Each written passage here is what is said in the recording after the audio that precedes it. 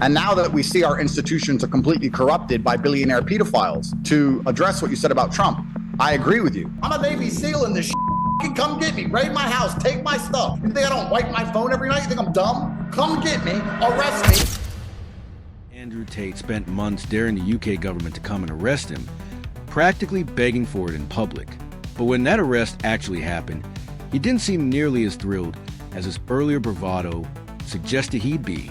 Before that, he was mocking Interpol warrants openly on social media. He was publicly insulting the UK Prime Minister by name on camera without hesitation. He was telling reporters directly that he wasn't afraid of a UK judge, a UK lawyer, or anyone else involved in the process. And every one of those moments happened because he genuinely seemed to believe he was untouchable. So let's walk through exactly why he believed that, and more importantly, where that confidence was actually coming from in the first place. Tate's taunting wasn't vague or anonymous either.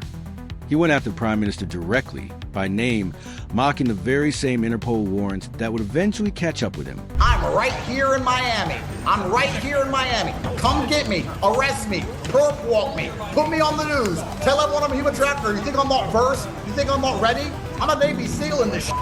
Come get me, raid my house, take my stuff. You think I sleep with a full phone full of evidence? You think I don't wipe my phone every night? You think I'm dumb? Come get me, arrest me. Breaking, Andrew and Tristan Tate have been arrested in Miami. Publicly posting your own location while simultaneously daring the government to come arrest you is the kind of behavior that only makes sense if you genuinely don't believe the consequences are real. And that confidence traces back to something specific.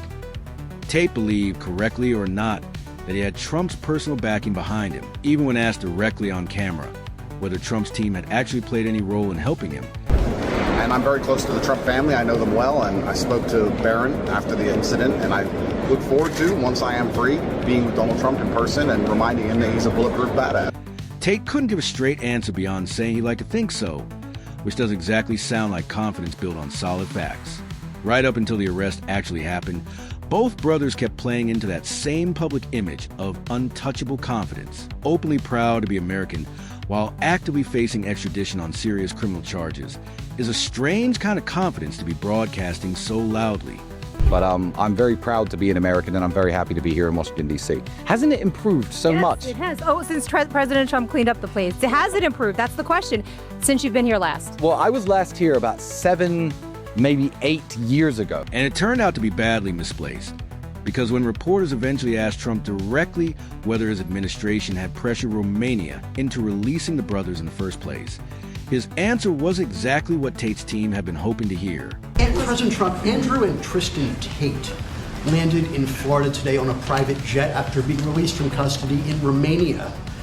They are accused rapists, human traffickers, not thought of as good people in many circles. Did your administration pressure the Romanian government to release them, and if so, why? I know nothing about that. I don't know. You're saying he's on a plane right now? He's back. They already did. Yeah, I just know nothing about it. We'll check it out. We'll let you know. I do. Look, obviously this involves, there's an English element here, so obviously it's important that justice is done, and human trafficking is obviously, to my mind, a security risk, and so we'll catch up with the story in due course. Trump saying he knew nothing about it denies his own personal involvement. It doesn't actually deny that something happened at all. That distinction matters even more once you factor in later reporting that complicates the picture significantly. A major newspaper investigation found that Trump's special envoy had at least 2 separate conversations with Romanian officials about the case, and that within days of the second conversation, an order came down from the top levels of the Romanian government, instructing prosecutors to loosen the travel ban. Romanian officials have denied being pressured, though a separate outlet reported something similar independently. Tate's own team has floated a quieter version of that same theory. Clip 6 even Tate himself, when pushed on this directly, couldn't commit to a real answer beyond saying he'd like to be optimistic. I'd like to be optimistic and believe that Donald Trump saw this garbage and maybe asked some questions. I like that idea, but I don't know. Right. I had no confirmation. Right. I have no idea. I don't know why. However, as a professional... Followed immediately by admitting he had no idea. For someone who spent months acting completely untouchable, That's a remarkably shaky foundation underneath all that confidence. And instead of dialing it back once the extradition became real, he leaned even further into bravado, announcing exactly where you're located and openly inviting a raid is either supreme confidence or serious miscalculation. And it turned out to be the second one. Tristan was doing the same thing in his own interviews around that same time. And I'm back this time and I'm like, wow, how has he done so much with this city in such a short period of time? Crazy. And the National Guard and the Capitol Police are very happy to see me and my brother. We've always backed the Blues, so we're shaking a lot of hands and taking a lot of pictures with those guys, and they're doing a fantastic job. I know, it does look really good here. And the Trump administration in general, sort of how does, I guess, the UK view President Trump? Like, what's the word on the street over there? And what are your thoughts about the administration so far? I think a lot of people in the world, there are two types of people in the world. There are the people who believe in what the mainstream media says, and there are people who don't believe in what the mainstream media says. And the mainstream media, I mean the big media channels owned by like the George Soroses of the world. And I think the people who really believe in this mainstream media, the fake news as President Trump calls it, they have a bad opinion of the president and what he's doing here in the United States. But everybody with their brain switched on seems to love him. In Romania, everybody talks very highly of our Vice President, J.D. Vance. They speak very highly of him because he was the only American to highlight a lot of problems that are actually affecting their country. And with politics, let's not pretend that there's ever such thing as a perfect politician. But what you have to do is you have to look at the overall job that your politician is doing. You have to understand that you are not in their position. You have to understand that they know more than you do about the situations you want to comment on, and you have to give them the benefit of the doubt. I personally am very happy with what the administration has done and accomplished so far, and I just think things would have been a hell of a lot worse had the other team won. So I'm very happy, and I will always back President Donald Trump. I have since 2000. Describing a warm welcome from law enforcement that suggested neither of them actually saw an arrest coming at all, getting handshakes and photo ops from the same law enforcement system that would soon help extradite you is either deep irony or a genuine misreading of the situation. And either way, it didn't age well at all.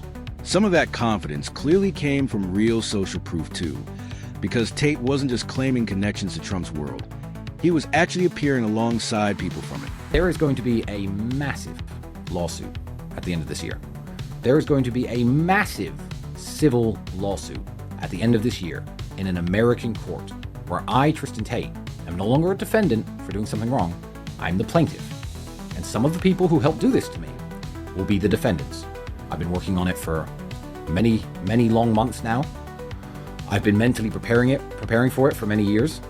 And I can't say too much about it, but I can tell all of you to keep your eyes and ears very wide open to any litigations I'm involved in, because there will come a time very soon when the stand is going to be packed full of people who helped do this to me.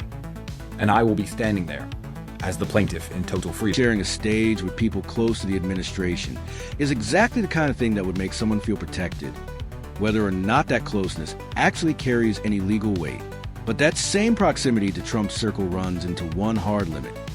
There's exactly one topic Trump treats as untouchable, and reporters have learned to recognize it instantly. Yeah, if there's nothing incriminating in the file, sir, why not? Trump clearly doesn't like that particular question, and reporters have come to expect a short, guarded answer whenever it comes up.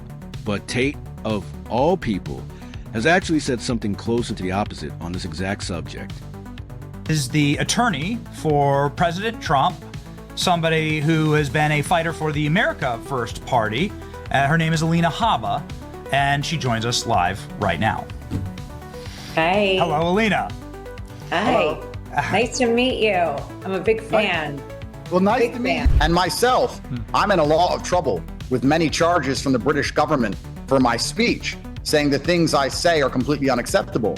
But primarily my message is challenging the blanket authority and the blanket narratives which are pushed by our institutions. And now that we see our institutions are completely corrupted by billionaire pedophiles, now we see our institutions have been completely overrun and they're operating in secret rooms and subverting the rule of law. I think that makes it even more important that people like myself continue to challenge authority and demand answers and demand transparency and not believe official narratives.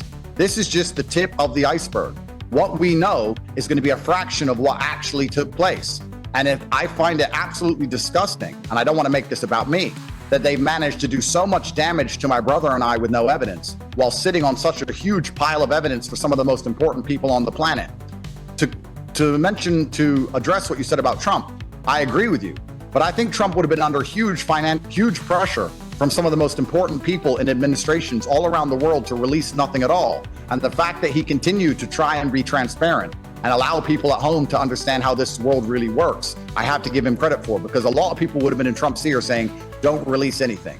And yes, he's a maverick, as is Elon. And if our democracies are going to survive in the coming decade with all of the problems that exist in our societies, transparency is the most important thing we can push for. Saying the very person you're counting on for protection should also be investigated is a strange strategy if the actual goal is staying as good graces. That same web of associations also connects to something else entirely, a separate, genuinely disputed controversy that's become tangled up with this story through one shared name. Does anybody know where Andrew and Tristan Tate spent the days before their arrest in Miami? Because if you don't, allow me to fill you in, because you literally can't make this shit up. This is Paolo Zampoli, Donald Trump's U.S. Special Envoy for Global Partnerships, right? And also a longtime friend of Donald Trump and Melania. Paolo Zampoli is the former modeling executive who said that he actually brought Melania to the United States and, of course, introduced her to Donald Trump. There's a lot more about this man that'll really have you thinking, but I can't help but wonder why the Tate brothers, just days before their arrest, were partying in Washington, D.C. as guests of Paolo Zampoli, especially considering the new allegations against them. Here's what's actually solid in that claim and what isn't. The Tate brothers reportedly did spend time in Washington as guests of a longtime Trump associate, now serving as a special envoy. Separately, Melania Trump has publicly and directly denied any relationship with Jeffrey Epstein, including denying he was the one who introduced her to her husband. That same associate has long claimed credit for making the introduction himself. And other reporting has surfaced conflicting accounts disputing his version of events. That a real, unresolved controversy on its own, but is a completely separate one from the Tate brothers' actual charges. And an overlapping social circle isn't evidence of anything specific to their case. Back to the legal reality.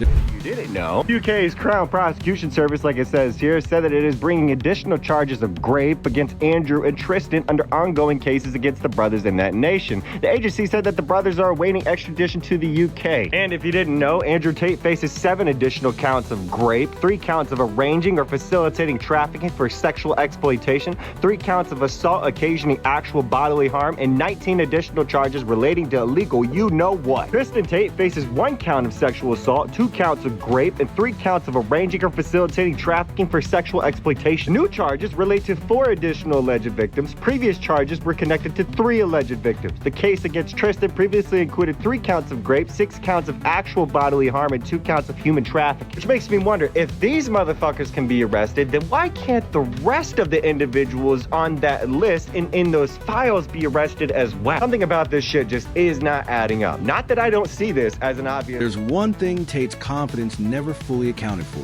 The UK's Crown Prosecution Service confirmed it's bringing additional charges of rape against both brothers under the ongoing cases against them in that country.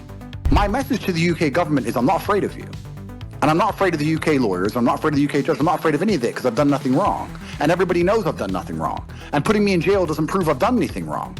And satisfying a few internet masturbating leftist haters doesn't prove I've done anything wrong. I know I've done nothing wrong. God knows I've done nothing wrong. So if I get free from here to avoid the Wizz Air flight, which would actually bother me, unlike jail, I will take my own private jet and I will fly directly into London. I'll walk into Scotland Yard and say, hello, motherfuckers, charge me or get fucked. Because I'm not living with this shit over my head for the rest of my life. And I'm not afraid of any of them. If you want to charge me, I'll see you in court. And if you want to put me in jail, that's fine. Because I know I've done nothing wrong, and every free-thinking person on the planet knows I've done nothing wrong. So I'm really not afraid of these people. So I would go straight to England to squash that.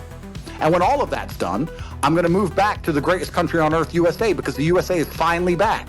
After 4 long years, in fact, maybe a little bit longer it felt like, of hell, where America was living under absolute... With both men currently awaiting extradition, Andrew now faces 7 additional counts of rape, 3 counts of arranging or facilitating trafficking for sexual exploitation, 3 counts of assault occasioning actual bodily harm, and numerous additional charges beyond that. Tristan faces 1 count of sexual assault, 2 counts of rape, and 3 counts of arranging or facilitating trafficking. The new charges relate to 4 additional alleged victims, on top of 3 previously named. A U.S. presidential pardon only applies to federal crimes committed on American soil, not offenses committed overseas. So no matter how close Tate actually is to Trump personally, a pardon was never realistically on the table to begin with. The charges themselves are serious enough that any kind of political favor trading was always going to be a long shot, given the sheer number of new counts covering rape, trafficking, and assault stacked on top of what both brothers already faced. Care. I'm an American, and I don't owe him shit. that. And when DeSantis stands up and apologizes to me, when the AG apologizes to me, I'll consider it. And Byron Donalds is a punk too, because he sold out and went on the news and started talking shit, calling me a human trafficker. I've never been convicted. The point of America, in general, the point of democracy is innocent until proven guilty. If they get quizzed about me, if they stand up on the news and they say, what do you think of Andrew Tate? They have a very easy answer. We live in a democracy. It's innocent until proven guilty. I don't know the specifics of his case. What I know is he is not convicted. They don't have to sell out like punks. They don't have to start saying I'm not welcome here. If the senator or the governor tells me I'm not welcome here, you know what? Then fucking keep it. I'm not a beg. I'm not desperate. And I don't give a shit if Ron DeSantis likes how I live or not. To be honest, I don't care. I'm an American citizen. I came here. I've been convicted of no crimes. And for the same reason you won't live in Cali or Mamdami's New York, I can't live here until these clowns apologize. Holding dual citizenship doesn't offer a way out of any of this. It just adds another court date to an already crowded calendar. Tristan, for his part, has responded to all of it by threatening to go on the offensive instead, promising a lawsuit of his own down the line. Promising a major lawsuit you claim to have been mentally preparing for years is a bold statement to make. Not only that, but it turns out, now that this is all said and done, a bunch of whistleblowers are anonymously coming forward and putting the picture together of exactly what happened to me. And I'm going to say a name at the end of this sentence, just so my enemies know that I'm on the right track. You know, you can enact injustices upon a man as much as you like, but it's going to hurt your soul if you are a good person, and there are some good people out there, it seems, because I've been sitting here for years in these emergency meetings I referenced earlier, screaming about how unjust it is and how it's definitely a conspiracy, and I don't know exactly who's behind it, but there must be some of the NGOs and the British government are working together to try and get me off the internet and to silence me and to put me in jail. It turns out, after all these years, now that the content of my character has become more clear to people, and people have opened their eyes as to what's actually happened to me and what I really did wrong, which it turns out legally, as of right now, is absolutely nothing, as I still have a clean criminal record and always will have. But whistleblowers are coming forward. People from within the ranks of the enemy are coming forward and telling me who has done this to me and who's really behind it. And I would just like the Center for Countering Digital Hate to know, the CCDH to know, that I see all the trails that lead back to you. And a full investigation is going on to uncover exactly what it is that you guys did. So there's a slight name drop for you all. And then again, there will be legal cases, court cases, in which I am the defendant, once I zero in on absolutely everybody else who took part in this. But my legal problems aside, it's genuinely not that interesting anymore. Who cares? I'm in freedom. Just got back from New York. Just got back from Dubai. I was in Beverly Hills before that. Do I really give a shit? While you're the one currently facing extradition on serious charges. It's also not his first attempt at using the legal system this way recently, and the last one didn't go particularly well. Just months before any of this, a federal judge dismissed the brothers' lawsuit against a major tech platform over their earlier ban, ruling the company was legally protected from that kind of claim. That's not exactly a strong track record heading into a much bigger legal fight. And when the actual charges did land, Tate's public response didn't soften at all. If anything, he doubled down even harder. Clip 16 going from months of open taunting straight into demanding to be charged the moment it actually happens is at least internally consistent. Whether it's a smart strategy is an entirely different question. He extended that same defiant attitude toward people closer to home too, demanding a public apology from Florida's governor and calling out the congressman who had publicly backed the investigation into him. Care. I'm an American, and I don't owe him get shit. that. Yeah. And when DeSantis stands up and apologizes to me, when the AG apologizes to me, I'll consider it. And Byron Donalds is a punk too, because he sold out and went on the news and started talking shit, calling me a human trafficker. I've never been convicted. The point of America in general, the point of democracy is innocent until proven guilty. If they get quizzed about me, if they stand up on the news and they say, what do you think of Andrew Tate? They have a very easy answer. We live in a democracy. It's innocent until proven guilty. I don't know the specifics of his case. What I know is he is not convicted. They don't have to sell out like punks. They don't have to start saying I'm not welcome here. If the senator or the governor tells me I'm not welcome here, you know what? Then fucking keep it. I'm not a beg. I'm not desperate. And I don't give a shit if Ron DeSantis likes how I live or not. To be honest, I don't care. I'm an American citizen. I came here. I've been convicted of no crimes. And for the same reason you won't live in Cali or Mamdami's New York, I can't live here until these clowns apologize. Demanding an apology from state officials while simultaneously fighting federal extradition on dozens of serious charges is a genuinely striking level of confidence to still be carrying at this stage. The argument now coming from Tate and his supporters is that all of this amounts to old clips being repurposed as some kind of gotcha. The same clips, they claim, that didn't actually work against him back in Romania. Clip 18, so here's the real question worth asking. If old clips and public taunting weren't enough to bring him down in Romania, is this UK case actually built on something genuinely stronger this time around? Or is everyone simply about to relearn the same lesson all over again? That outrage online and an actual conviction inside a courtroom remain two completely different things, no matter how loud the public performance gets in between.